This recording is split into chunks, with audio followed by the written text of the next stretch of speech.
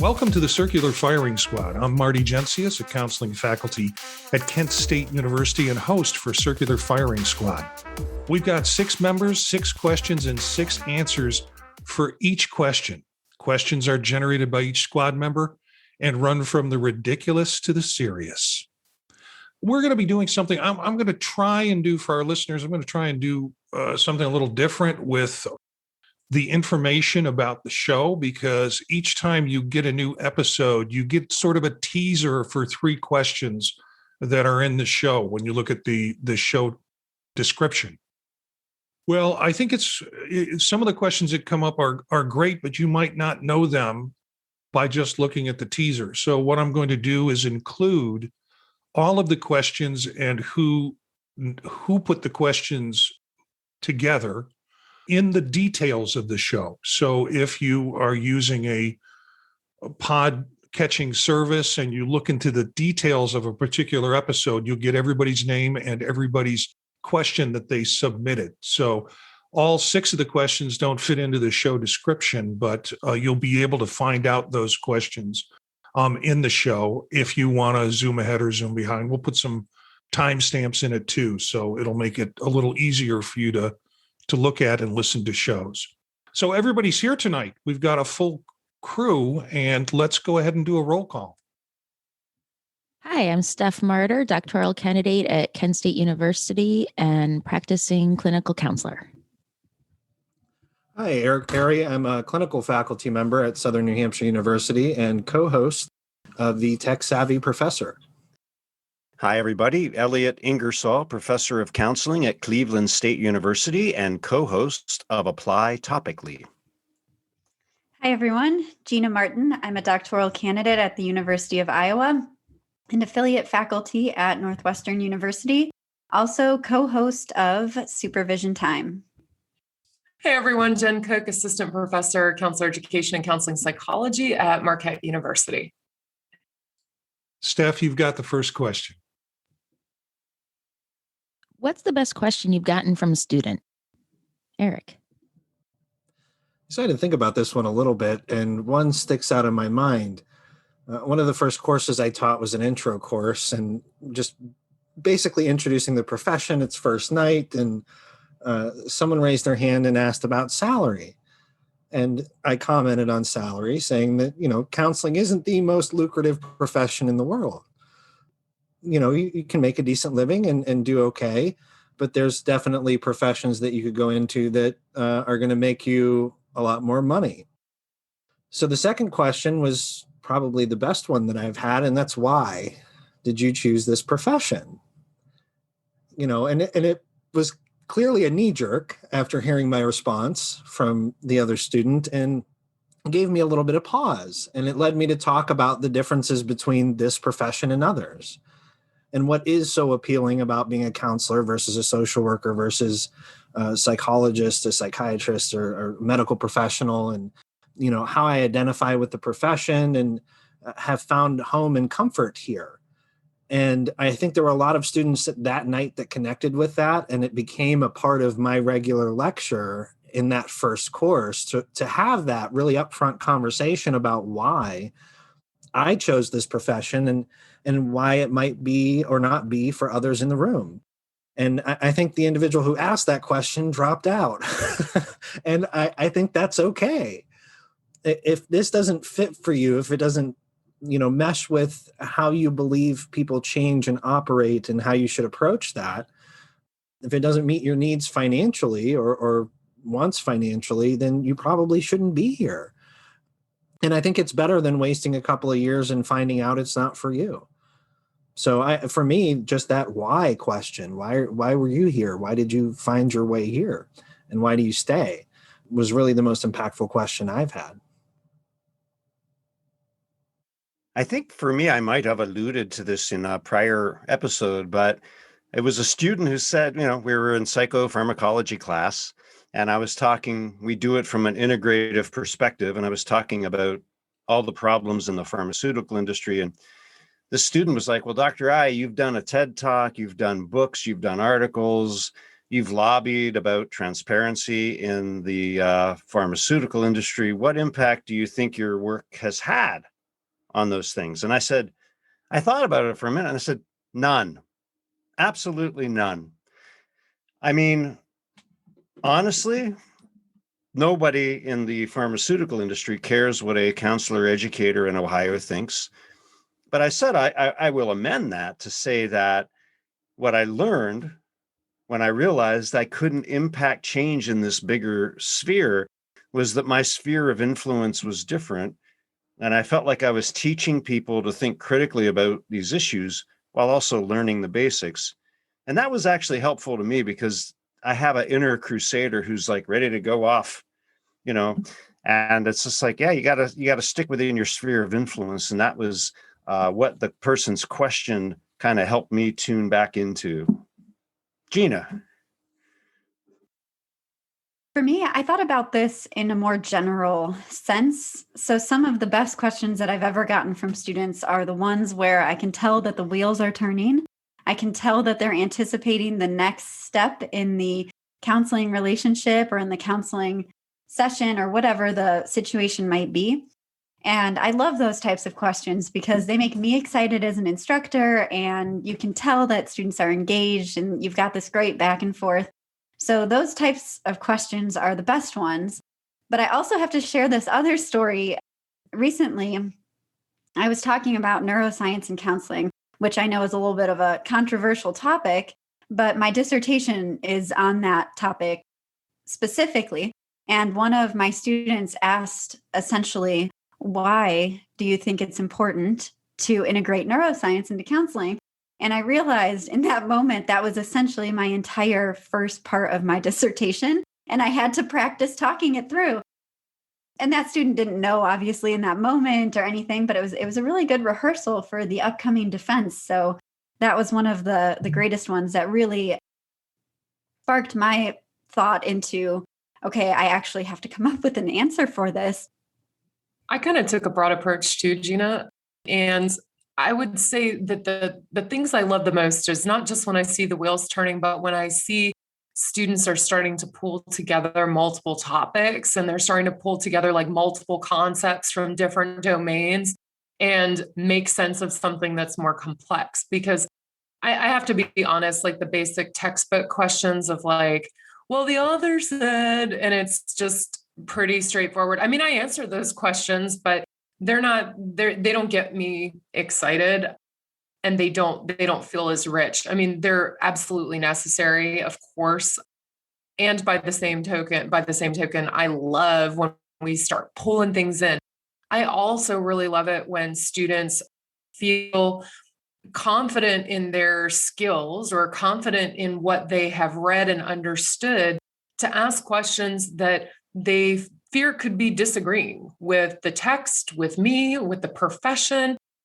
And I know that might sound a little bit counterintuitive, but I really love it when students are digging in and questioning things and taking that brave step in front of a group of people and their instructor to say, I'm not sure I agree with this. And partially, I'm not sure I understand. There's usually kind of those two things combined together of like, I think I understand, but then I also feel like I'm disagreeing. But at my core, I'm not sure that I actually disagree. And these are usually around ethical conversations about how to understand ethics, how to use ethical decision making, issues related to culture. Specifically, I hear a lot of questions around sexual orientation and race.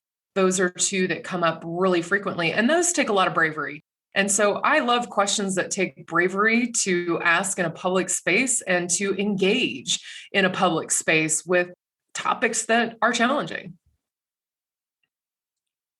This was a tough question. I'm glad you asked it, Stephanie. In your absence last week, we dropped the question, and I'm glad I had a little extra time to figure this one out. Because I kind of had a pat answer last week that was more self-serving than it was relevant to your question. And the one that popped into my head this week was from a student. What do you do to prevent yourself from taking home the emotions of your work? I think that's a very critical question. A lot of students don't, first of all, a lot of students don't think about it like this student did. And a lot of students need to think about it in terms of what they're going to do to develop their protection mechanisms. I think we have to have a certain level of sociopathy to separate ourselves from what our clients' experiences are. If you dig down deep, there's a little bit of that, I think, in all of us. And that kind of acts as a protective factor. People talk about self-care. I don't know. Self-care is probably a good veneer for what we're doing, but essentially we have to develop this soft, gushy inside with a tough outer skin. And that takes time and experience to develop.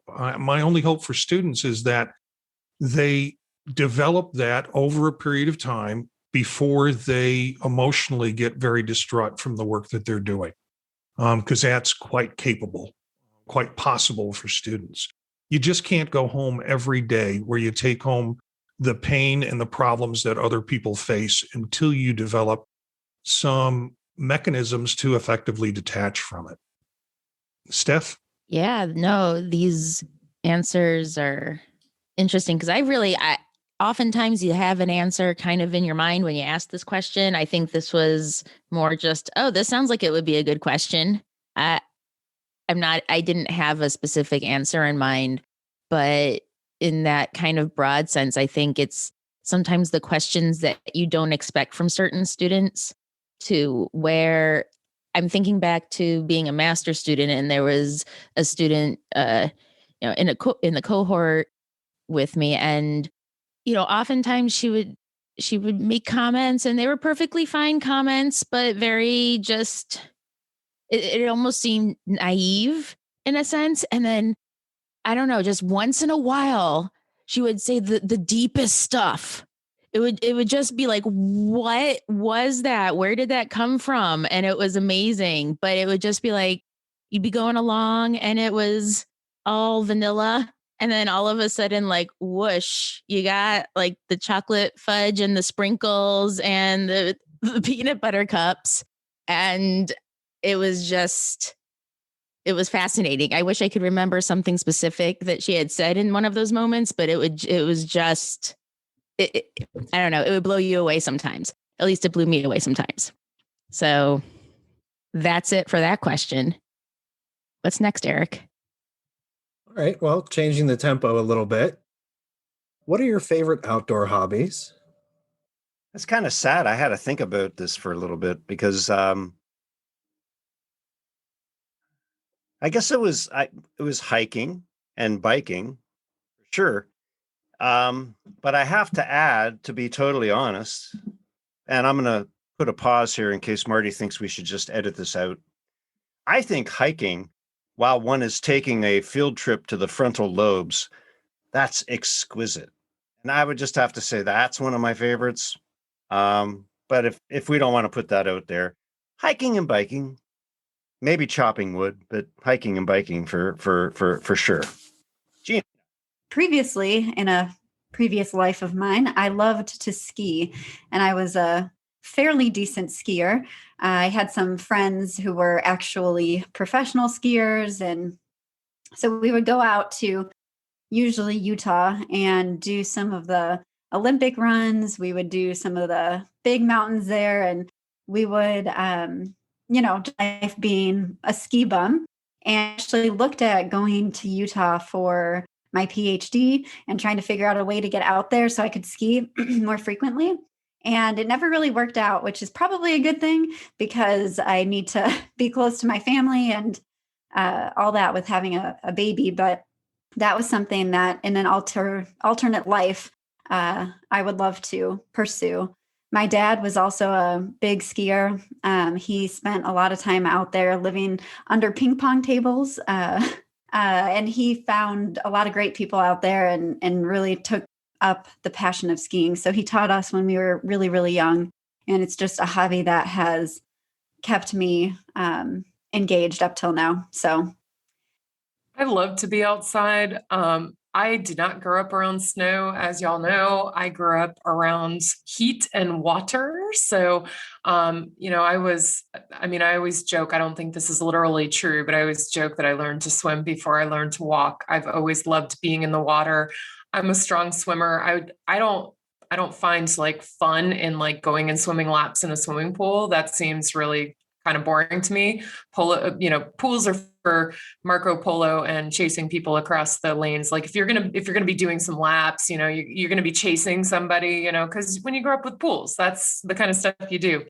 But this is going to sound really funny, but I love to walk. I think that there's like the latent, like English part of my ethnicity is so prominent. Like I will walk for days. Like when I read these books about people who decided to walk across the United States for charity or whatever, I'm like, how can I do that? I would love that. I love to walk. And any of you who have been to conferences with me, you've probably been drug on some really ridiculously long walk. And I've just been like, it's great. It's such nice weather.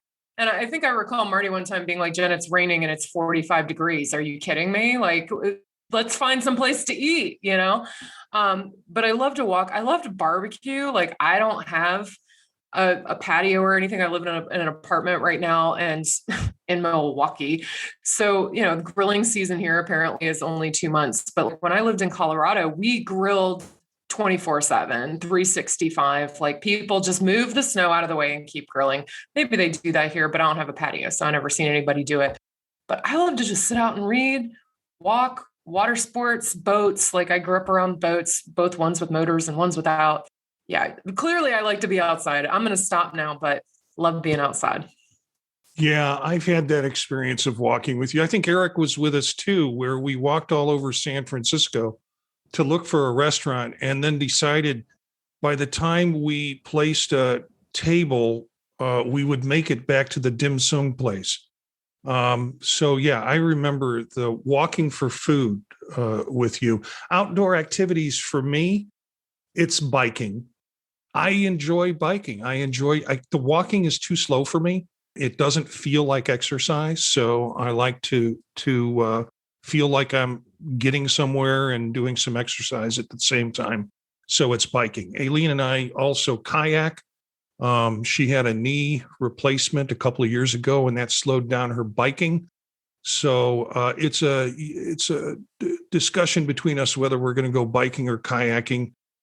She doesn't do the endurance, the biking that I like to do. I don't. The kayaking, it's like you got to get me out with a crowbar out of a kayak with my size. So both of those are activities that I like during the summer.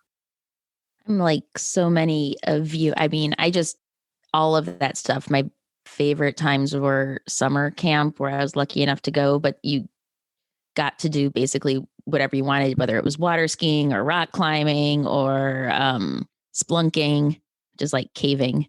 If you don't know how to splunk, but recently it's funny. I've had back problems on and off throughout my life. And I thought like running was something I'd never be able to do, but then getting various treatments, so on and so forth. And about 3 years ago now, we have this big dog, this 75-pound dog. He's sweet as pie. Oh, it's pie day. Sweet as pie. And so we were walking and he just wanted to smell the flowers. If anyone knows Ferdinand the Bull, he just wanted to smell the flowers. And so that was like Wilson. And it's just kind of like, no, come on. Every few feet, he would pull me to the side.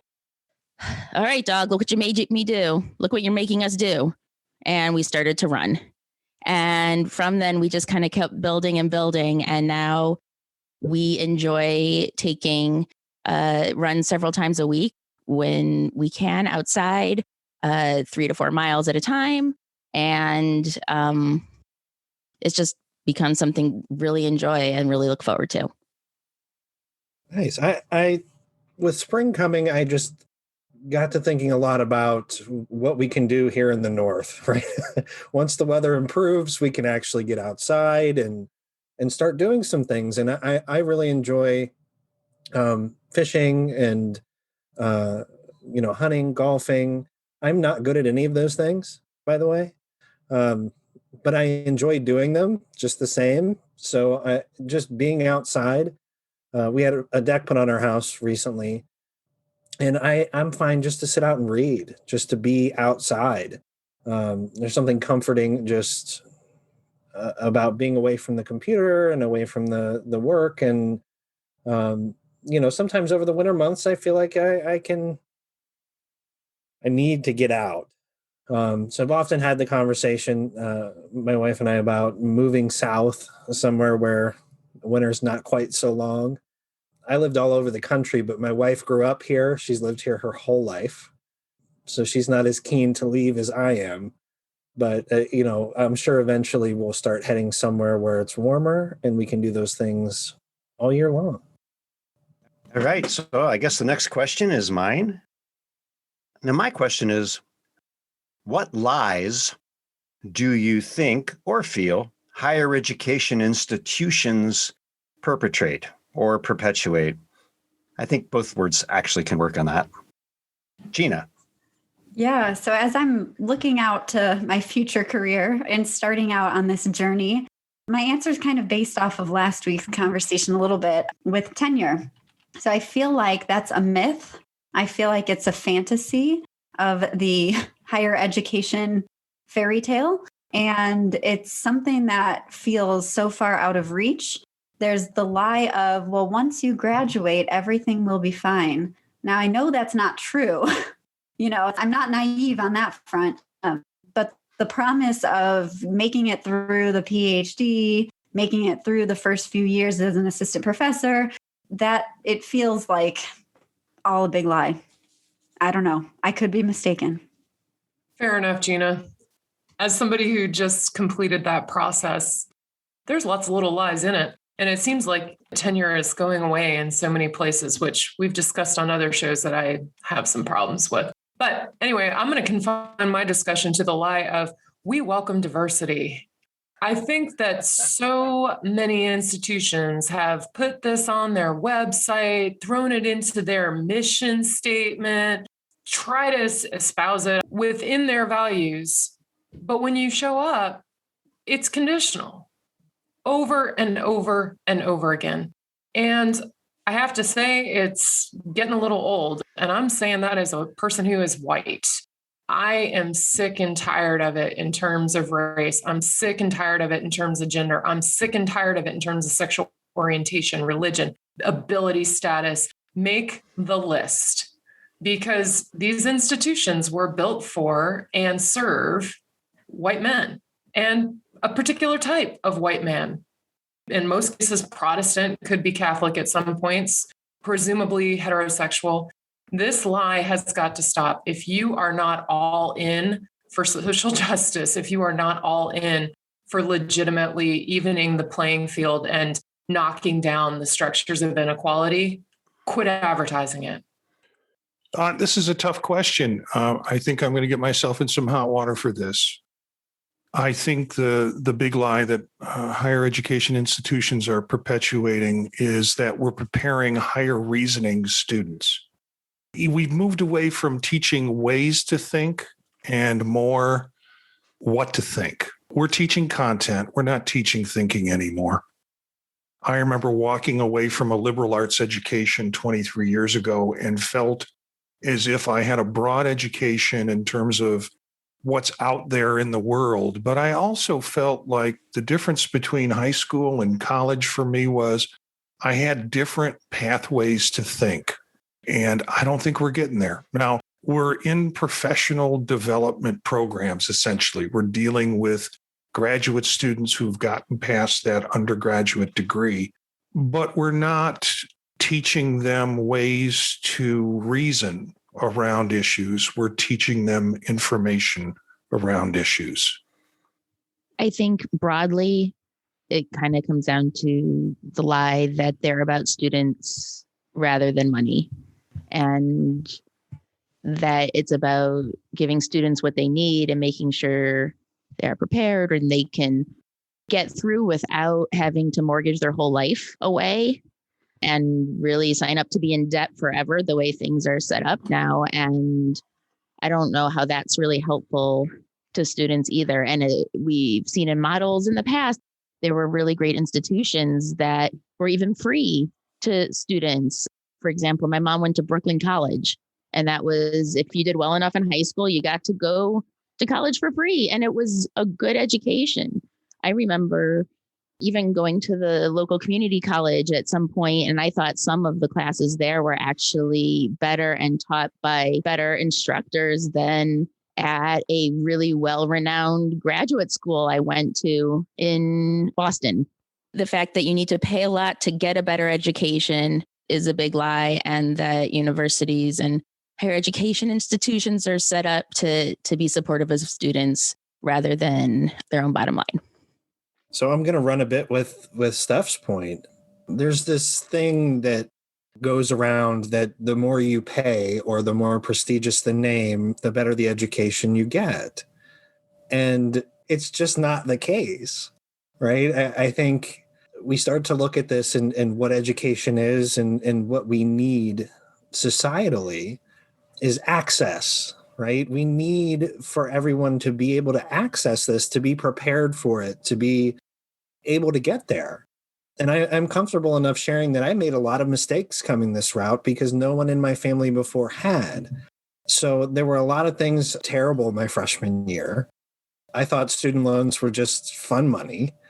I remember asking my dad, who was in the military, I said, Dad, they're going to give me extra money to live on. He said, well, take it. You'll pay it later.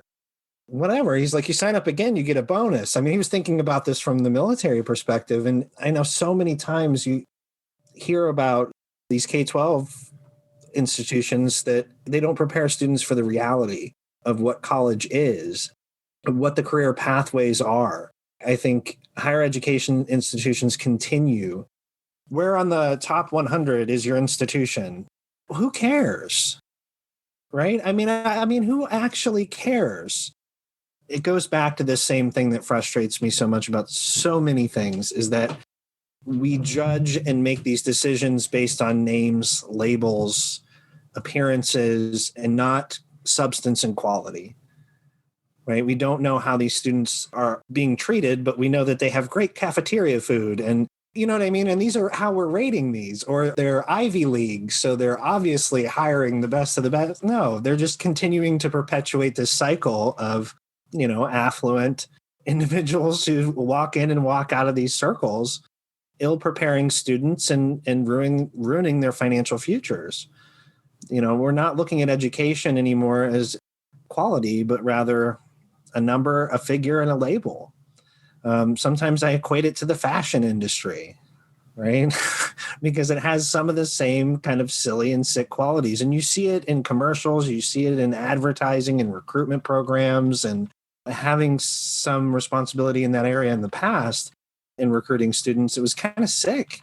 Some of the things that they would talk about. I mean, they're using programs like Salesforce to recruit students, which is generally used for things like, selling. Right? Not finding students to educate. I ran in circles a little bit with that, but that's what it brings me to, right? Is this kind of financial picture and this product picture as opposed to students and learners. I really appreciate everybody's thoughts on this and everybody's answers.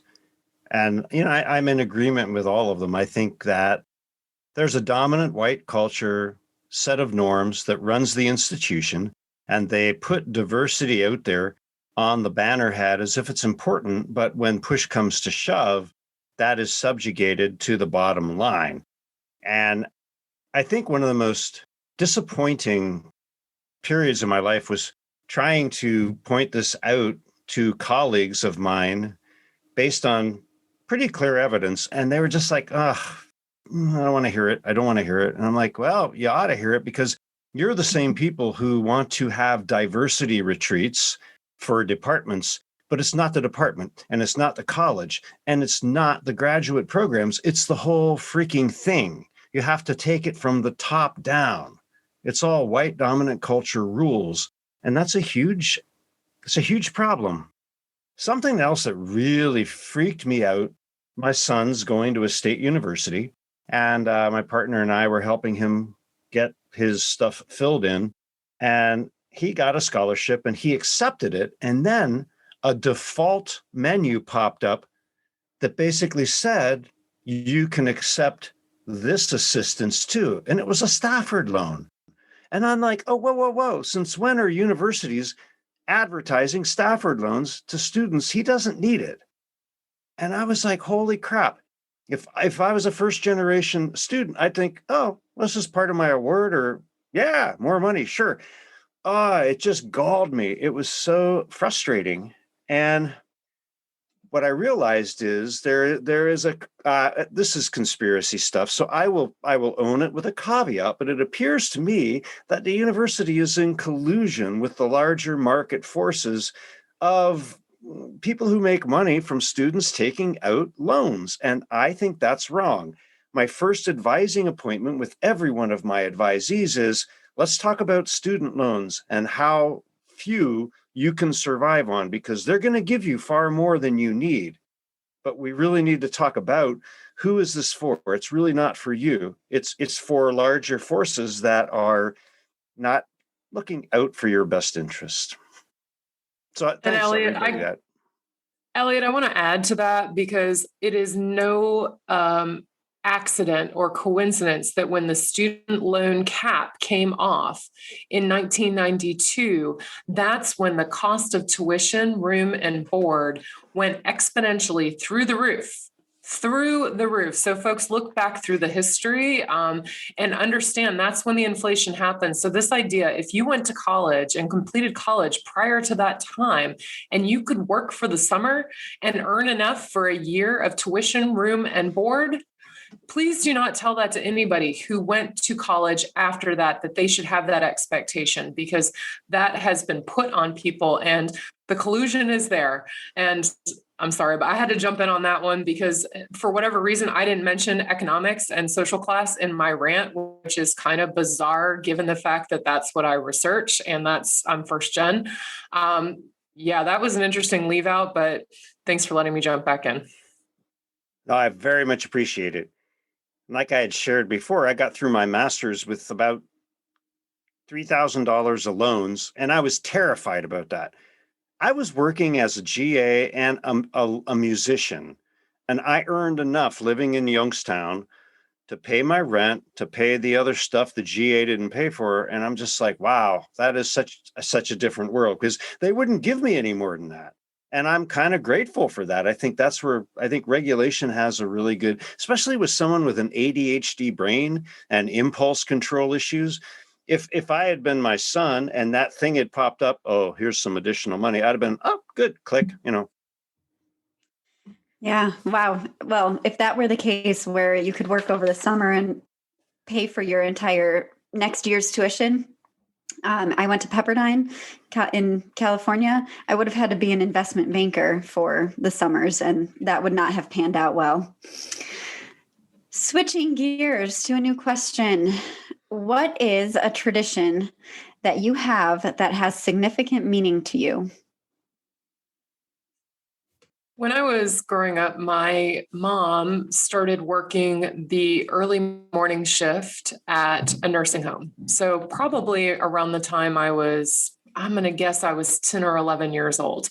I think I've shared on the show that my dad died when I was 8 years old, and I'm an only child. And so it was just the two of us. And so she started working in the kitchen at a nursing home. And, she was a new person on the totem pole, which meant she worked 6 to 2. So for a kid, that meant that Christmas had to change, because there was none of this like get up, at, 7 or 8 and, get up early to open presents and all that. So we started this tradition where we do this whole huge thing on Christmas Eve with hors d'oeuvres and cocktails, and friends come over, family, whomever, and we just do this huge hors d'oeuvres and presents and music. And usually a Christmas story is playing on mute in the background while there is also Christmas music playing, because we're those weird people. And to this day, my mom's retired now and has been retired for a bit. We still do this. Christmas Day, I mean, we have a meal on Christmas Day now still, we would have a meal then too, but usually in the evening, because there was no big family meal because my mom wasn't at home in the early part of the day to prepare that kind of thing. But it became just a really cool tradition where friends could come, family could come. It's just fond memory. And that's been most of my life now. And we continue to do it to this day. So I don't even care all that much about Christmas Day because, that's not our tradition. It's Christmas Eve. And it was all bore out of the fact that my mom had to work the 6 to 2 shift in the nursing home kitchen. I don't know why I'm curious now if everybody's thinking of Christmas traditions, but when I thought of this question, I'm sure I have other rituals in my life. I'm kind of a ritual nut when it comes to it, but this is the first thing that popped into my mind. It's a ritual that we've done on Christmas Eve, watching White Christmas. And it used to be the whole family would sit down and watch it, and we'd spend a lot of time mocking it because that's my family. And we'd make all sorts of comments about it. And generally we would order pizza on Christmas Eve to have before midnight mass. Because we'd go to midnight mass to or 10 o'clock mass, I guess, to kind of clear that out of the agenda. But it was watching White Christmas and making lots of jokes about Danny Kaye and Bing Crosby and everybody else in there, occasionally doing the Sisters song with everybody. The other part of that was with stockings, we always had the youngest in the family be the last to get their stocking, which seems like cruel. But it was always the oldest in the family that got their stocking first. And we still do that. I have a 30-year-old daughter and a 27-year-old son. And my 27-year-old, they have stockings. We have stockings for them when they come over. And the stockings are opened in order of age going first. So that's my tradition. That's one of the many rituals that I think is meaningful for me. I've had to think long and hard on this one. It's weird. I'm sure that there are a lot of things and lots of little things. I'm sure they're sprinkled in, but maybe they've just become so normalized in our lives that I'm not even thinking about them as traditions necessarily. I don't know. But one thing that we don't get to really do anymore because we don't have access to the premises. However, for a while, my husband worked managing a bar at this members only club and had this whole golf course. And it was the second highest point, I think, in Cuyahoga County, I want to say. And so you basically were looking down on all of the other cities all around and you could see everything. And so on the 4th of July, once the club was closed, you'd be like, okay, club is closed.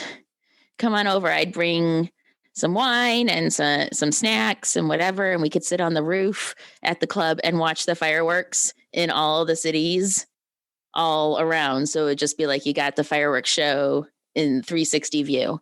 And it would just be really, really nice to be up there because the club would be closed. No one would be around. And it was just really relaxing and something I really looked forward to. And I miss it. Just a comment, Steph, about, at least in Cleveland, the highest point. When I got to Cleveland State, I realized, oh my God, every other town is called Heights.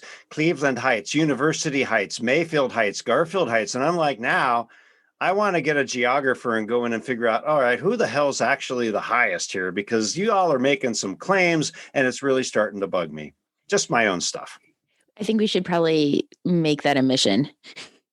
We can do that. Figure it out. I'm going to put my Crusader on it. Oh, yeah. Good luck. As someone who hails originally from West 14th Street, yeah, that's you got a lot of heights to investigate. And thinking about this too, I don't know. I naturally get drawn to Christmas, I think, just the holiday season. So we're really big on, especially when we had kids, coming up with our own traditions. And there's definitely some things we pulled over from family. Sunday dinner is still a big thing. That's something where we always sit down. It's generally a pasta type meal.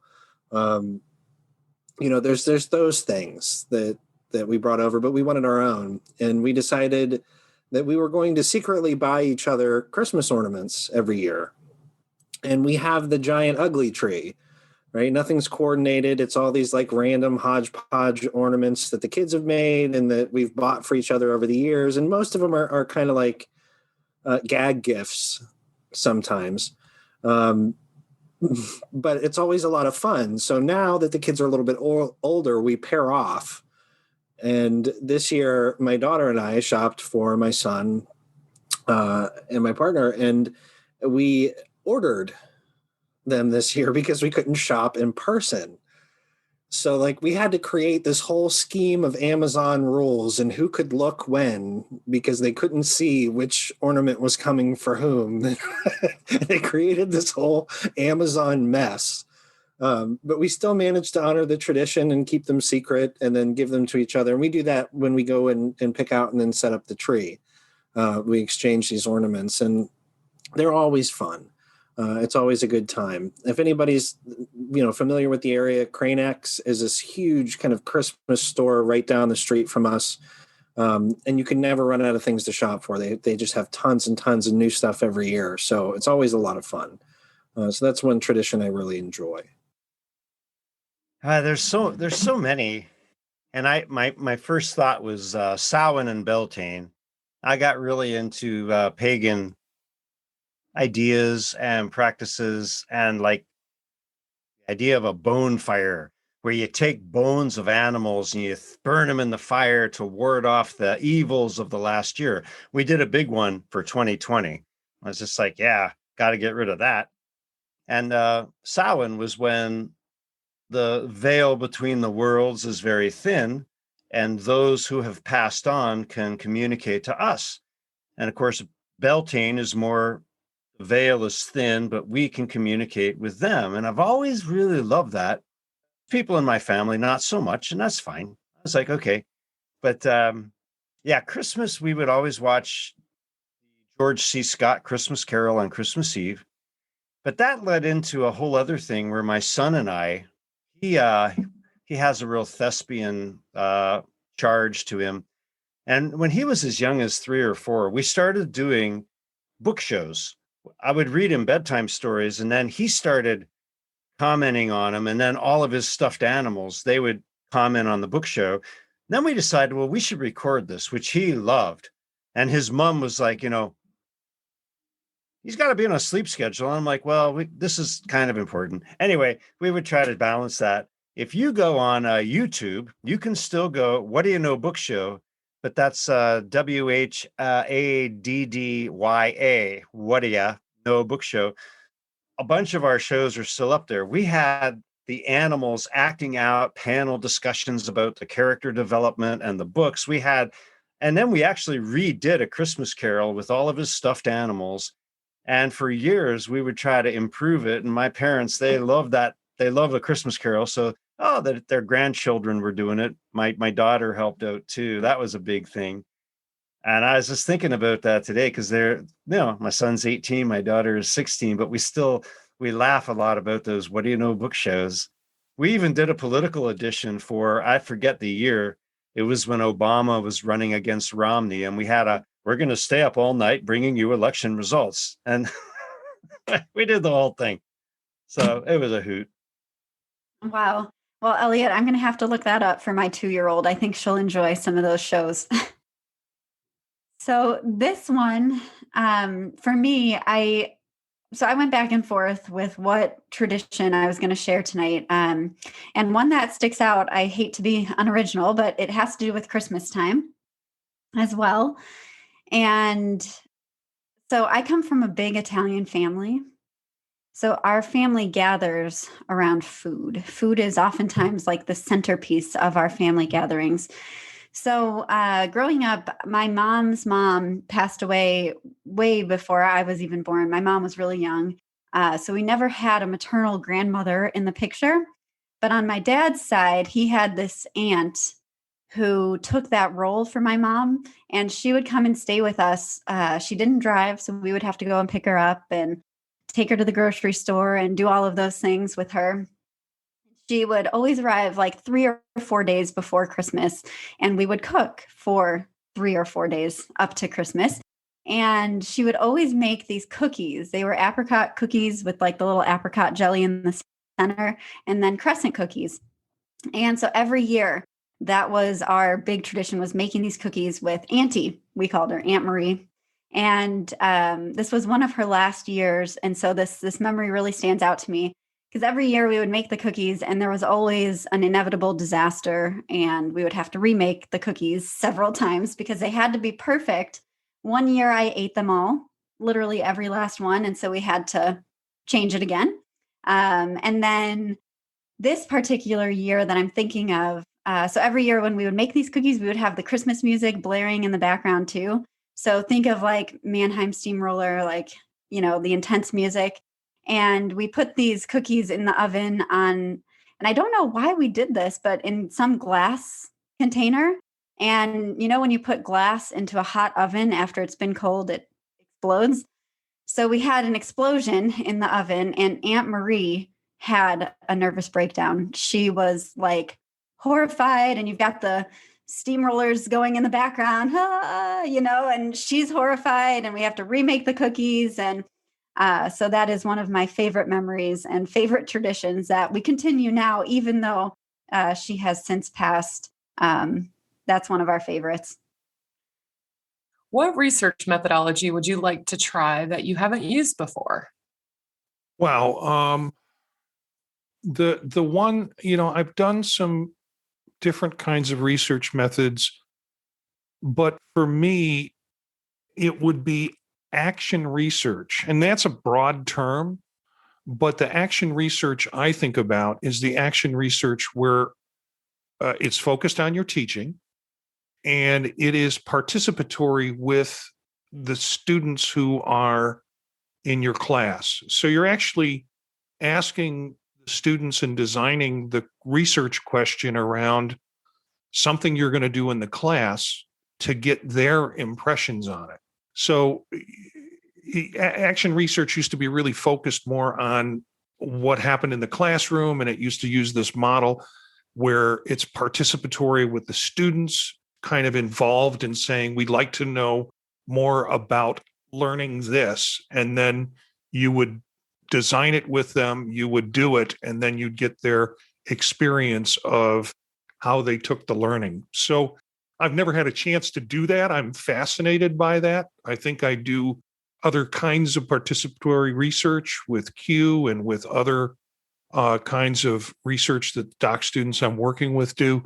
But that kind of action research I would like to do. I'm going to have an unsophisticated answer. And well, my first answer is any research method. I'd like to do some research. I know it's coming. I'm working on my dissertation. It's just, I just haven't used one before. So, actually implemented one. So I'm looking forward to that. And to that end too, it will be a Q methodology. So that's the one I'm looking forward to, because that would mean my dissertation's getting done. Well, my response is not sophisticated either. It's completely self-serving.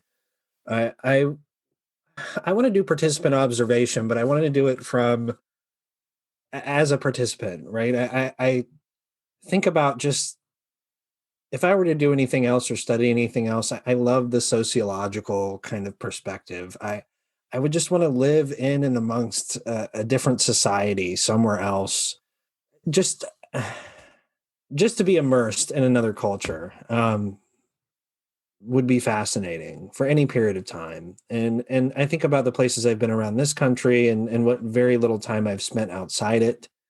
That fascinates me. So just having the ability to do that would be great, to be able to travel. And, when I started in this profession, what always amazed me was this kind of focus on qualitative research, right? And I'm a numbers guy. I love the quantitative method. I love the factor analysis. I love everything about it. I've always just been, numbers have always made sense to me. So qualitative and mixed method studies have always been challenging. So I got to do a little bit of that, and that's another thing I want to continue to do more of, right? To gain a better understanding of that. And admittedly is not my strong suit, but it kind of makes me want to do more. I think for me, having an ADHD brain with a person who has a lot of authority issues, this is what drove me to writing I was writing textbooks because I didn't want to deal with IRBs. I would just get so pissed off, and I'm just like, oh, you piece of whatever. Okay, fine. I'm so tired with your inquiries. It seems to me that they've turned that into a cottage industry, and they take the most obsessive, compulsive, neurotic individuals and they plug them in to make the rest of our lives a living hell. That's editorial, of course. But if I could do a study, of course, the things I'm most interested in would be treating mental and emotional disorders with a combination of counseling and Schedule I drugs using MDMA, psilocybin, for things like trauma, anxiety, depression. I would love, love, love to do that. And I might even suffer the IRB to actually be able to pull that together.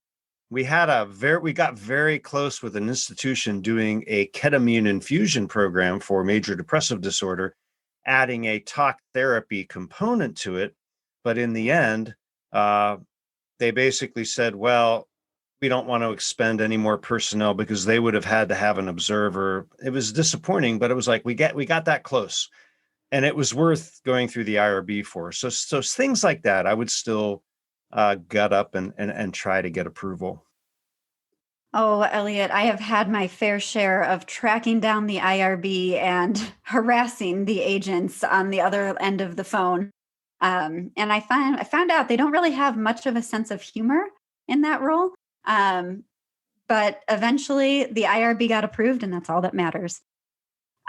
So for me, I've done both qual and quant research methodologies, and I have to say I've enjoyed the quant side.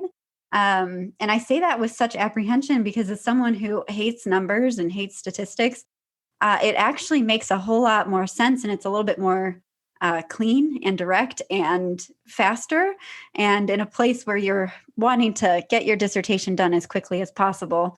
That has panned out to be a good thing. The other thing, though, and this is also a very unsophisticated answer, has anyone heard of a scoping review? So I thought I wanted to do that, and I'm doing it now, and I've realized it's probably going to take me about 17 years just to get through the 130,000 articles that I have found on this topic. So I am backing out quickly, and I have decided I never want to do another scoping review ever again in my life. And I probably won't have enough time or years in my life to do multiple scoping reviews. So that is one that has really changed my mind about research.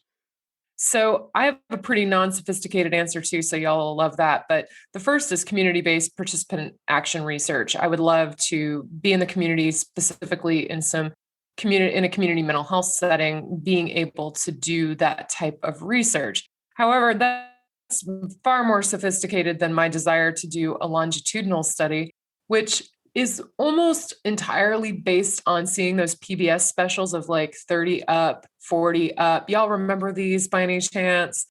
And I just love the relationship aspect of seeing people develop over time. And I remember when I first started as an assistant professor, I was hell-bent on like starting to set up a longitudinal study. I was like, these are the years you start. And one of my mentors was like, no, these are the years that you publish a bunch of crap and get tenure. So you can do that after. And of course, that's what I did. But, I don't know what kind of up I'm going to do, but I want to do some kind of up longitudinal study. I think we need a palate cleanser, maybe if we could, maybe audio puppies or something like that at this point, because we've delved into some pretty specific listener losing kind of topics. So I've got a palate cleanser for you. What would be a perfect day for you? I'm going to go with the perfect, what's the word? realistic day, at least a realistic interpretation. So it's generally on the beach. It would be on the beach, sleep, wake up, obviously. But go for a run or really a bike ride on the beach, lay out in the sun, go into the ocean. Mike would be there. Don't want to leave him out. But, and then it's just like hanging out all day. And then you decide where you want to go eat dinner. And it's just relaxed and chill. And I don't know, just something that you just kind of get to go through the day and just enjoy it. But there's nothing too stressful, but you get to work out. I don't know. It's good weather. That's where I am right now anyway. Yeah, perfect day for me is about choice. So I like those days where I don't really have to do anything, but I can choose to do something.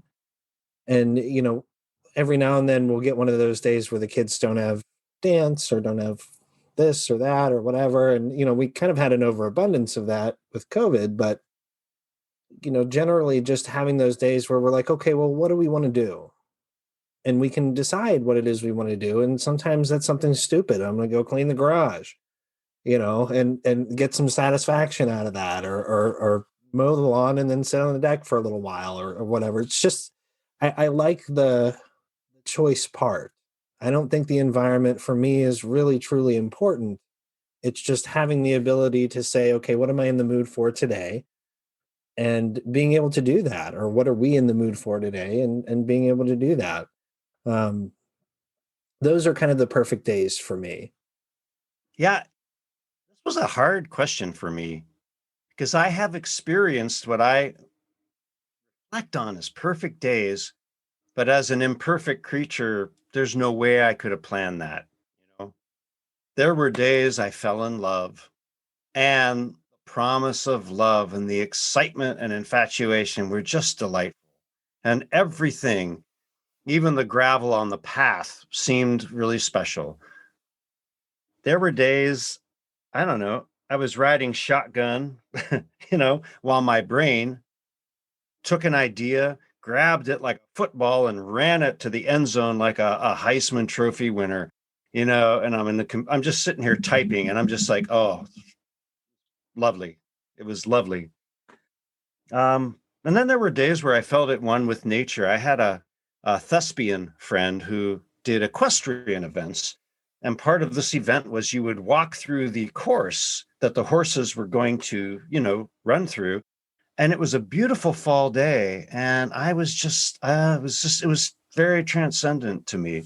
So I suspect if I was going to create a perfect one, it would involve making a nice breakfast, doing some writing, having a good solid workout, and then packing a lunch and having a long hike and waiting till I was really hungry, and then eating that lunch, coming back, maybe writing a little more, and then making a really nice dinner for my family. That's as close as I could get as an imperfect creature to answering the question.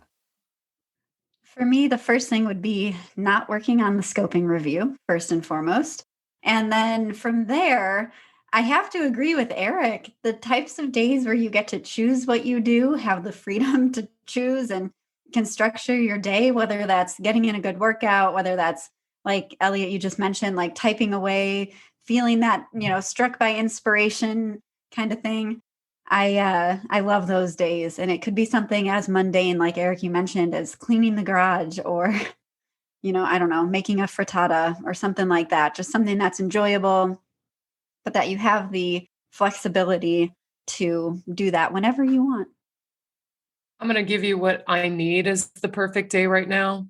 83, sunny, at the beach, breeze.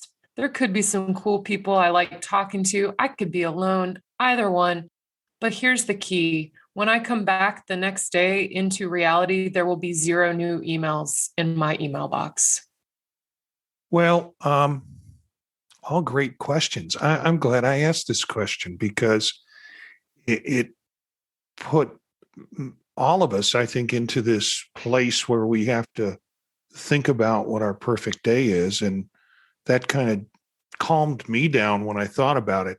I've been lucky enough to experience all of the parts of my perfect day. And so that's why it was, for me, kind of easy to visualize this. My perfect day would be sitting in a foreign cafe outside. I wouldn't be sitting, I'd be sitting outside the cafe, watching people, listening to conversations in a language that I don't know, just watching people's expressions, how they're interacting. I'd be drinking tea and occasionally smoking some nargile, which would be perfect for me. I could spend the whole day doing that. My evening, I would be transported to New Orleans and the Palm Court Cafe with a table of family or friends, eating a full variety of food, drinking, and eating desserts, maybe taking the dessert menu later on so we can manage to work through 2 sets of traditional New Orleans jazz. That would be perfect for me. Oh, and of course, ending the day off recording a Circular Firing Squad podcast. No, I'm only kidding about that. I just threw that crap in for you guys. That's it for our questions for today. We've got time for one final shot question. And the question is, road trips or plane rides? Plane rides. Road trips, with a caveat, it really depends on who. I'm going with road trips. My aim is to never fly again. The only difference between prison and flying is the altitude and the length of time served. I'm going plane rides, but don't get me wrong, I love a good road trip. Yes. Can I cop out again with yes? I got tacos and burgers. Can I do road trip and an airplane? No.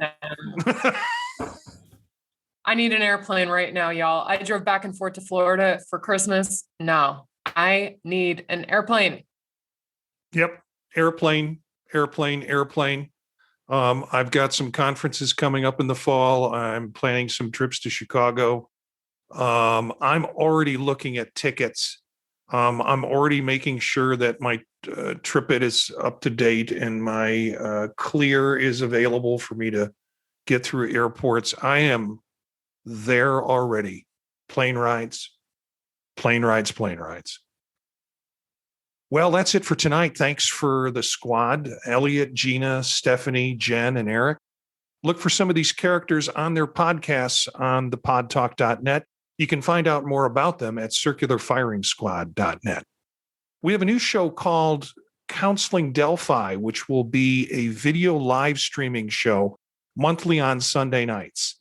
The live stream component will allow viewers to be able to submit questions for consideration of the panel.